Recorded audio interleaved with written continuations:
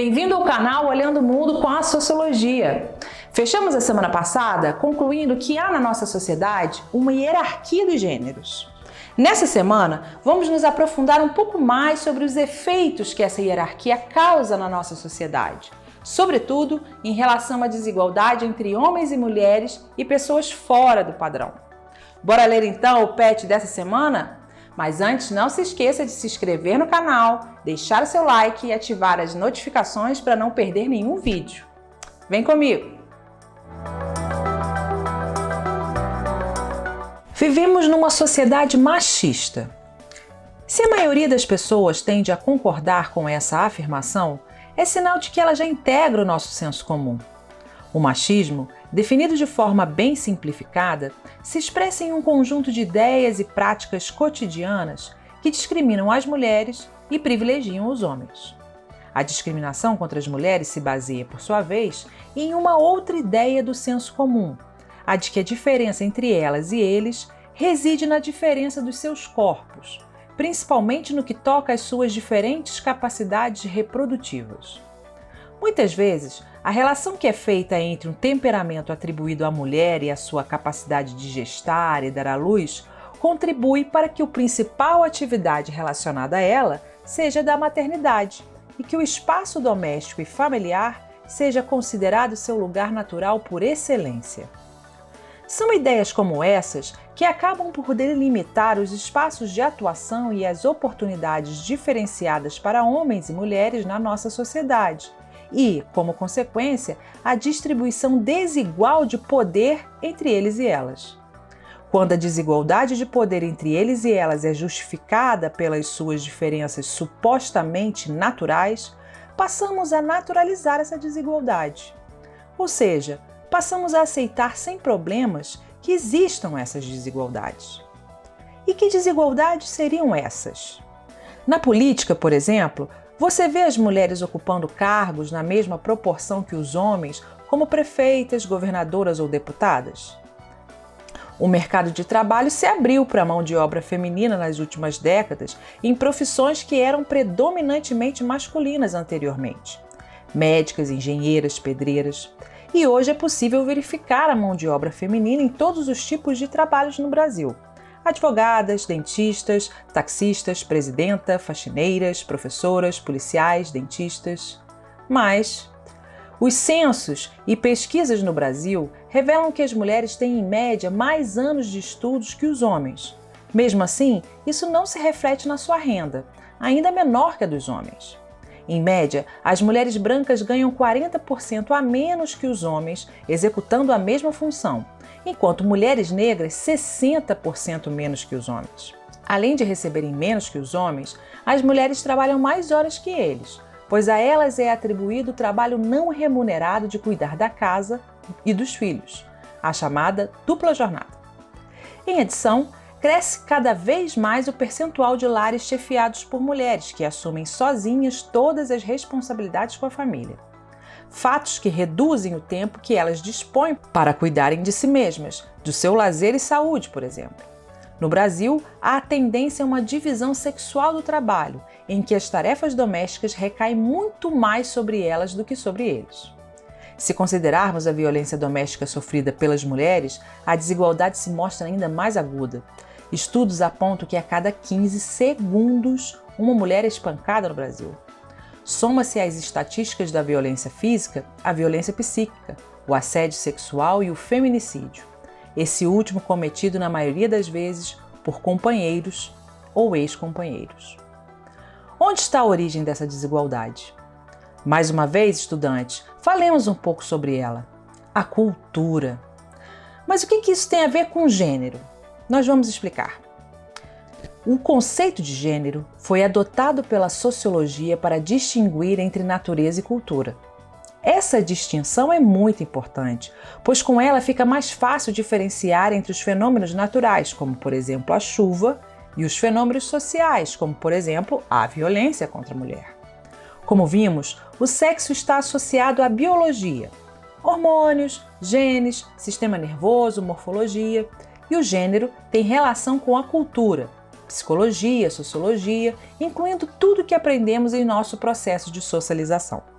A antropóloga estadunidense Margaret Mead ficou conhecida nos anos 1930 ao estudar 3 povos nativos da ilha de Papua Nova Guiné, na Oceania.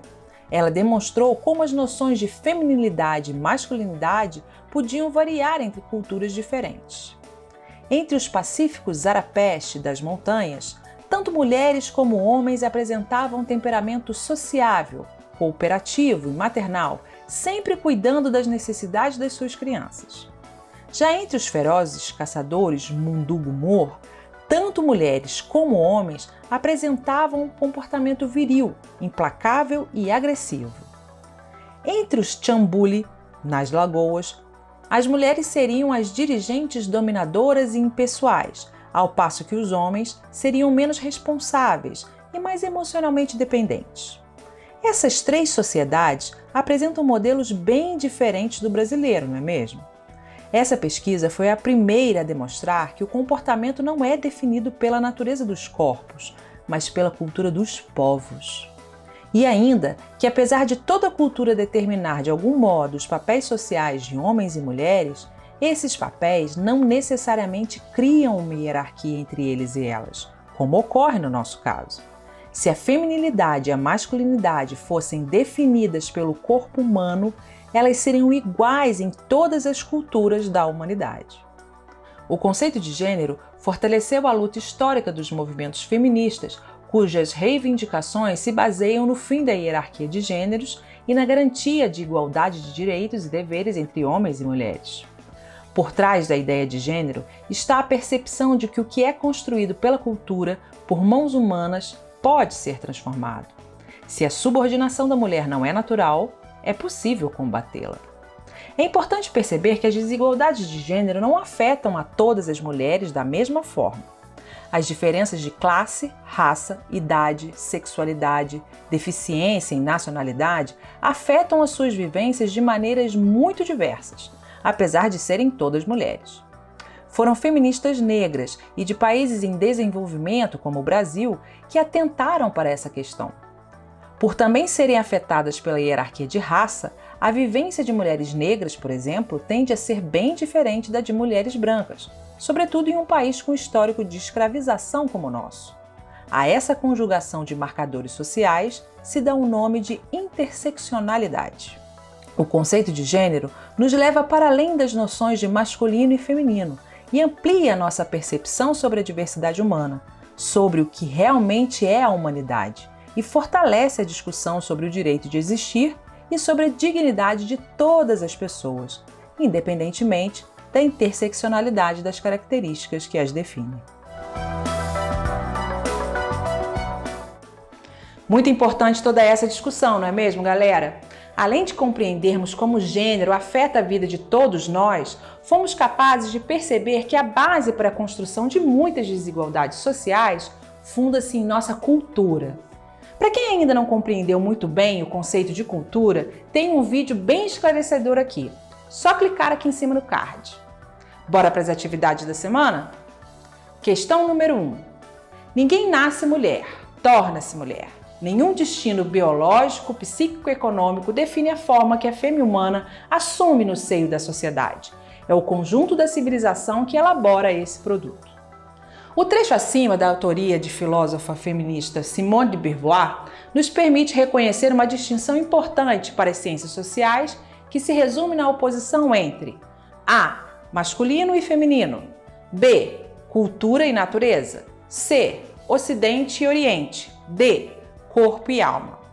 A resposta correta é a alternativa B. Cultura e natureza demarcam a construção de sexo, o biológico, e gênero, o social. Fácil essa, né? Vamos para a questão número 2. A ONG Plem Brasil realizou uma pesquisa com meninas e meninos de 6 a 14 anos em 2014 e os resultados mostram que a desigualdade entre homens e mulheres começa em casa. A partir das informações apresentadas no infográfico abaixo, escolha a alternativa que melhor representa uma explicação sociológica a respeito da discrepância das estatísticas entre meninas e meninos. A biologia feminina explica esses números uma vez que as mulheres, em geral, são naturalmente mais aptas ao cuidado com as coisas e as pessoas. B. Nossa cultura socializa meninas e meninos de formas diferentes e nesse processo a educação para o cuidado com a casa recai muito mais sobre as meninas do que sobre os meninos. C. Uma vez que essa discrepância estatística é generalizada pelo mundo todo, é correto afirmar que é natural a existência dessa diferença entre os gêneros. D. Existe uma coincidência entre as aptidões biológicas e o comportamento humano, ou seja, nossa cultura é um reflexo fiel do nosso corpo biológico. Essa também está bem simples, hein, pessoal? A questão correta é a alternativa B, pois no processo de socialização de meninos e meninas, as atividades ligadas ao cuidado recaem muito mais sobre elas do que sobre eles. E é exatamente isso que vemos nos dados que foram apresentados na nossa questão. Chegamos ao fim de mais uma semana de perguntas e respostas sobre o PET 2 de Sociologia. Tenham todos uma ótima semana, continue se cuidando muito bem e até a semana que vem. Um forte abraço em vocês!